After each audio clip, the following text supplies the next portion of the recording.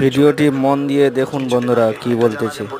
খোদার কসম করে বলছে 6:30 ইন্তেকাল করেছে, হসপিটালের বিল দিয়ে নেওয়ালা নাই, 4-4টা সন্তান, অ্যাম্বুলেন্সে ঘরে ঘরে আসবে, 1000-1200 টাকার বিল দিয়ে নেওয়ালা নাই। কি বুঝলেন? কোন স্থায়ী দুনিয়া। মুমিনের কম থাকলেও আমি বলি, কেউ যদি এসে বলে হুজুর একটু দোয়া করেন, খুব পেরেশানিতে আছি, আমি তার হাত চুমু খেয়ে বলি তোমাকে মোবারকবাদ, আল্লাহ তোমাকে ভালোবাসে। পেরেশানি তো মালিক দেয়, এই জন্য এটা রহমত মুমিনের জন্য। পেরেশানি দেয় যখন ফেরেশতারা বলে আল্লাহ চাইতেছে চাইতেছে, টাকা পয়সা চাইতেছে, বলে এটা কি? বলে ফাসিক, দে বিদায় কর, বিদায় কর।